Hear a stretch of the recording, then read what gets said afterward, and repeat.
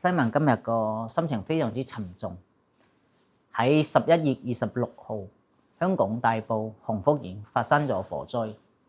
呢場大火真係好慢啊，即係好恐怖啊！成棟大廈都全部着晒，幾乎係冇地方走嘅。即係我哋嘅生命喺呢場災難面前，即係好渺小啊！咁喺呢場大火當中咧，有份人係遇難咗。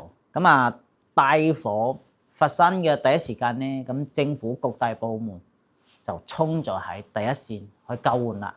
咁有我哋嘅消防員啦、警察啦、醫護團隊啦，全部去咗第一線救援。衝喺最前線嘅就係消防員啦，因為佢哋要衝入大火，去到大廈入邊去尋找幸存者。因為你諗下喎，個大廈燒緊嘅喎，個濃煙滾滾啊，要去到入邊尋找幸存者係非常之需要極大嘅勇氣克服嗰啲困難嘅。喺呢場大火當中咧，有位消防員就英勇犧牲咗。我哋喺呢度要向佢致敬，同埋向呢班遇難者哀悼。政府呢邊咧就即刻開設咗避難所幫助呢班即係呢場火災嘅受害者俾佢哋有個地方居住。各界人士就自發起身籌集物資幫助佢哋，即係一方有難八方援助啊嘛。我哋喺呢度都非常之關心佢哋有冇受傷有冇地方住即係點樣去重建呢個家園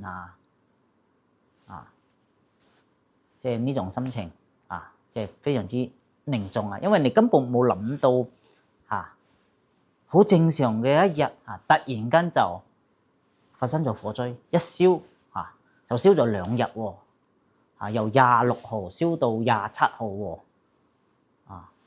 個火係一直咁燒喎，哇！睇到個心入邊非常之難受，好驚大佬係咪？咁你試諗下，一個生命如果喺入邊嘅話，咁真係一瞬間就冇咗咯喎，係咪？即係一講起身呢件事，即係個心情就好難過